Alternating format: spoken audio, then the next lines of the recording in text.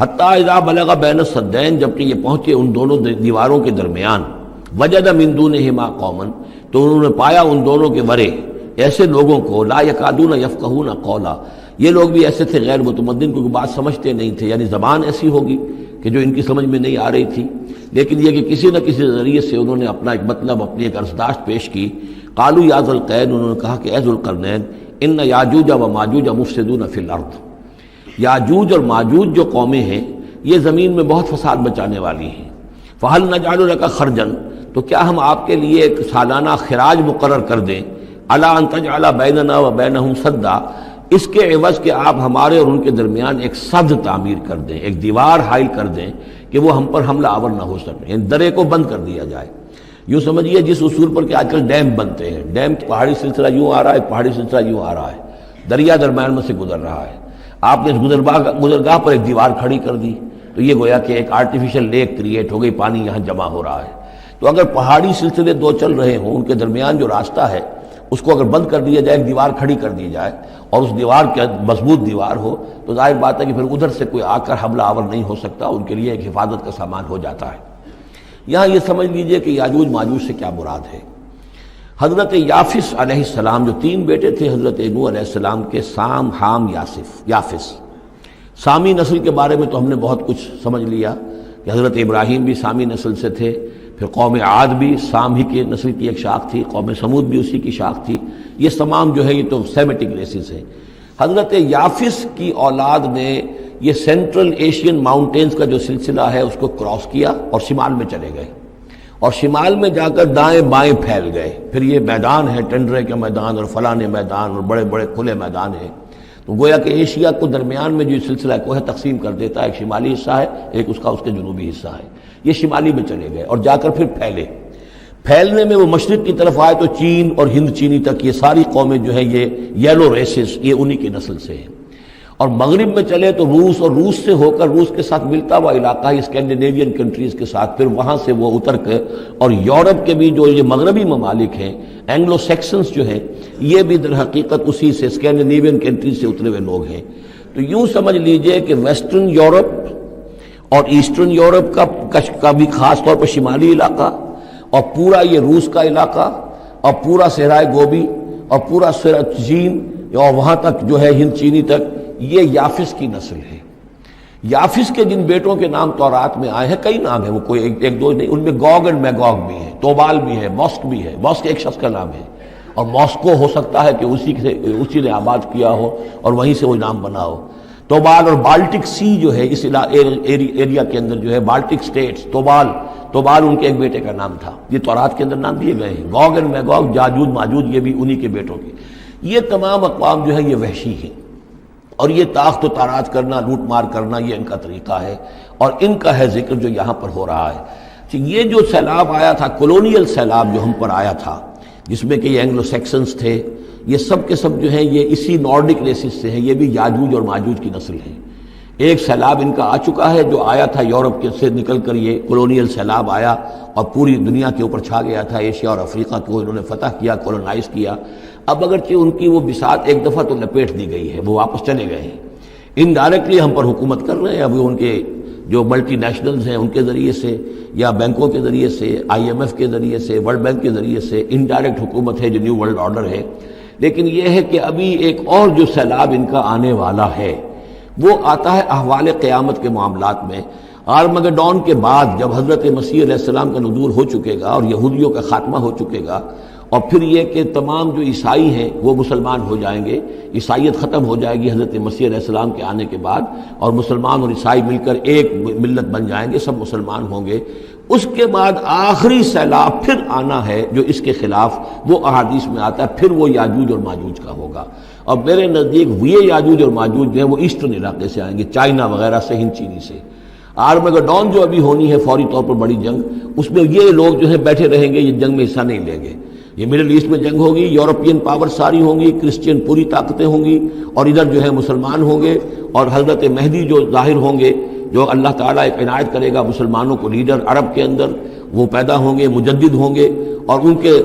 کے ذریعے سے عرب کے اندر ایک اسلامی حکومت بھی قائم ہوگی، لیکن ان کے لیے مدد کے لیے خراسان کے علاقے سے فوجیں آئیں گی، مشرق سے آئیں گی، اور یہ علاقہ جو ہے وہ ہے جو ہمارے قریب ہے اور ہم بھی اسی علاقے میں ہیں۔ اللہ تعالی ہمیں توفیق دے کہ یہاں وہ ہم پہلے اس نظام میں خلافت قائم کریں، تاکہ یہاں سے پھر فوجیں جائیں اور حضرت مسیح کے ساتھ ہو کر اور حضرت مہدی کے ساتھ ہو کر عیسائیوں اور یہودیوں کے ساتھ جنگ کریں، اور بالآخر پھر یہ کہ پوری دنیا میں اسلام کا بول بالا ہوگا۔ لیکن جب یہ ہو چکے گا، اس کے بعد ایک سیلاب پھر آئے گا یاجوج اور ماجوج کا۔ تو یہ چونکہ پوری ایک سلسلہ ہے، ایک نسلیں ہیں اس کے اندر بہت سی، تو ان میں چونکہ تفسیری اعتبار سے بہت سی باتیں جو ہے مختلف آراء بھی سامنے آئیں گی، تو میں نے جو رائے میری ہے وہ آپ کے سامنے بیان کر دی ہے۔ اس وقت میں وہ یاجوج ماجوج تھے جو ان شمالی دروں سے آ کر حملے کرتے تھے۔ قالوا یا ذا القرنین ان یاجوج و ماجوج مفسدون فی الارض، وہ جو میں نے عرض کیا ہے کہ قیامت کے قریب بھی معاملہ ہوگا، یہ سورہ انبیاء کی آیات 97-98 ہے۔ حتی اذا فتحت یاجوج و ماجوج وهم من کل حدب ینسلون واقترب الوعد الحق فاذا هی شاخصۃ ابصار الذین کفروا۔ اب زیادہ دور نہیں، ہم سورہ انبیاء بھی قریب ہی آ رہی ہے، انشاءاللہ وہاں اس کو ہم پڑھیں گے۔ تو دو جگہ قرآن مجید میں یاجوج اور ماجوج کا ذکر ہے، ایک یہ جو قریب قیامت میں ان کا جو ظہور ہونے والا ہے، ایک اس وقت کا معاملہ یہ چھوٹا سا تھا کہ جو ذوالقرنین کے سامنے آیا ہے۔ تو کیا ہم آپ کے لیے ایک سالانہ خراج طے کر دیں تاکہ آپ ہمارے لیے یہاں ایک سد تعمیر کر دیں، ایک بند باندھ دیں یہاں پر؟ قال ما مکنی فیہ ربی خیر۔ اب دیکھیے ان کا کردار، ان کا مجھے جو کچھ میرے رب نے دے رکھا ہے، دولت دے رکھی ہے، مال دے رکھا ہے، وہ بہت بہتر ہے اس سے کہ جو تم مجھے پیش کر رہے ہیں۔ مجھے خراج کی ضرورت نہیں ہے، ہاں تمہاری ایک ضرورت ہے، میں وہ پوری کر دیتا ہوں۔ فاعینونی بقوت، مجھے مین پاور فراہم کرو، باقی ساری سامان جو ہے میں فراہم کر لوں گا، لیکن بہرحال اس کو بنانے کے لیے، دیوار بنانے کے لیے اور دونوں پہاڑوں کے درمیان اتنی بڑی جو سد تعمیر کرنے کے لیے جو مین پاور چاہیے، اعینونی بقوت، تو محنت کے ذریعے سے، مین پاور کے ذریعے سے میری مدد کرو۔ اجعل بینکم و بینہم ردما، میں ان کے اور تمہارے درمیان ایک موٹی دیوار بنا دوں گا۔ آتونی زبر الحدید، لاؤ میرے پاس تختے لوہے کے۔ حتی اذا ساوا بین الصدفین، یہاں تک کہ جب دونوں جو اونچانے تھیں اس کے درمیان کا پورا علاقہ پر ہو گیا، بھر گیا، وہ لوہے کے تختے جو ہیں اس کے اندر بھرے جا رہے ہیں۔ حتی اذا ساوا، برابر کر دیا دونوں پھانکوں تک پہاڑ کی، قال انفخوا، اب ان کا کہ آگ جلاؤ اس کے نیچے، وہ دہکا دی بھٹی جس سے کہ اب وہ لوہا گرم ہوا اور لوہے کی تختے جو ہیں وہ گرم ہو گئے۔ حتی اذا جعلہ نارا، جبکہ وہ سارے کے سارے لوہے کے جو تپ گئے خود اور سرخ ہو گئے۔ قال آتونی افرغ علیہ قطرہ، تو کہا لاؤ میرے پاس پگھلا ہوا تانبا کہ میں اس کے اوپر انڈھیل دوں۔ تو اس طریقے سے گرین فورس کنکریٹ سے بھی 10 گنا سمجھیے مضبوط شے انہوں نے بنا دی کہ اس میں لوہا اور پھر لوہا سیسا یا تانبا پلایا ہوا، تو اس طریقے سے ایک بڑی مضبوط دیوار قائم کر دی۔ اس دیوار کے جو آثار اب بھی موجود ہیں، دیوار تو موجود نہیں ہے، یہ داریال اور دربند کے درمیان یہ کشادہ راستہ ہے اب بھی، یہ ویسٹ کوسٹ جو ہے کیسپین کا، اس کے ساتھ اس کی لمبائی 50 میل اور اس کی اونچائی 29 فٹ اور 10 فٹ چوڑی یہ دیوار تھی جو اس وقت بنی ہے۔ یعنی جس طریقے سے کہ بنتے ہیں بڑے بڑے بند، ان سے بھی بڑی یہ تھی سد تعبیر کی گئی۔ السد العالی کہلاتا ہے اسوان ڈیم جو ہے، جو مصریوں نے بنایا تھا، بہت بڑا ڈیم، السد العالی، اونچی دیوار۔ تو ہمارے ہاں یہ تربیلا اور منگلا یہ سب کیا ہے، یہ اسی طرح کے ڈیم ہیں کہ پہاڑی سلسلے آ رہے ہیں، دریا جا رہا تھا، وہاں آپ نے دیوار کھڑی کر دی، پانی رک گیا اور وہ جھیل بن گئی۔ فَمَسْتَعُوا أَن يَظْهَرُوهُ، تو انہوں نے کہا کہ اب یہ لوگ نہ تو یہ اس کے اوپر سے آ سکیں گے، اس کو نہ چڑھ سکیں گے، وَمَا اسْتَطَاعُوا لَهُ نَقْبًا، نہ اس میں کوئی سوراخ لگا سکیں گے، نقب لگا سکیں گے۔ قَالَ هَذَا رَحْمَةٌ مِّن رَّبِّي، یہ سب اتنا بڑا کارنامہ کر کے بھی انہوں نے کہا یہ سب رحمت ہے میرے رب کی طرف سے، میرا کوئی کمال نہیں، یہ سب اللہ کی طرف سے ہے۔ فَإِذَا جَاءَ وَعْدُ رَبِّي، اور جب میرے رب کا وعدہ آئے گا، جَعَلَهُ دَكَّاء، وہ اس پوری دیوار کو جو ہے ریزہ ریزہ کر دے گا، ختم ہو جائے گی دیوار۔ اب وہ دیوار وہاں موجود نہیں ہے، وہ ختم ہو چکی ہے امتداد زمانہ سے، اب اس کے کوئی آثار باقی نہیں رہے، بس آثار معلوم ہو جاتے ہیں کہ یہاں وہ دیوار ہوتی تھی جس سے یہ میں نے ڈائمنشنز آپ کو دیے ہیں۔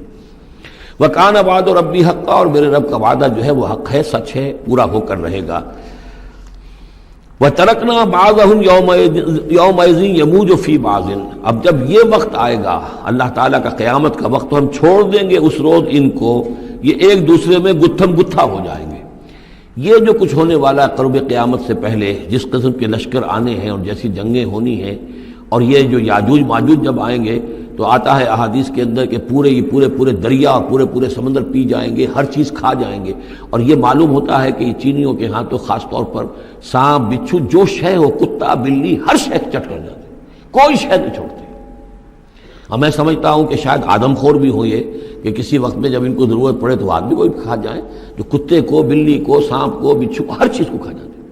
تو ان لوگوں کا معاملہ جو ہے واقعتاً یہ جب ابھی تو ذرا رکے ہوئے ہیں،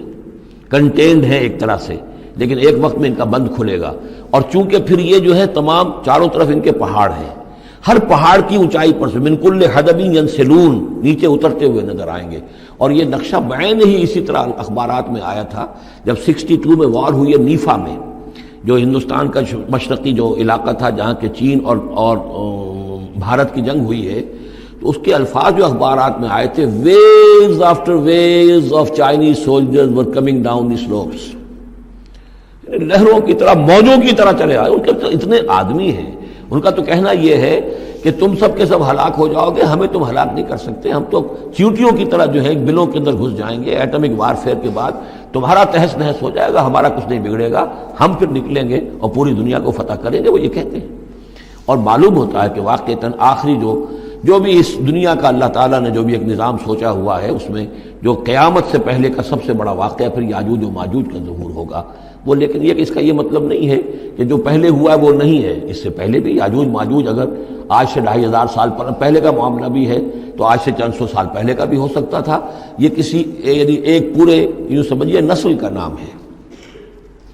وَتَرَكْنَا بَعْضَهُمْ يَوْمَئِذٍ يَمُوجُ فِي بَعْضٍ وَنُفِخَ فِي الصُّورِ، اور پھر سور میں پھونکا جائے گا. فَجَمَعْنَاهُمْ جَمْعًا، اور پھر ہم ان سب کو جمع کر لیں گے. وَعَرَضْنَا جَهَنَّمَ يَوْمَئِذٍ لِلْكَافِرِينَ عَرْضًا، اور اس روز ہم جہنم کو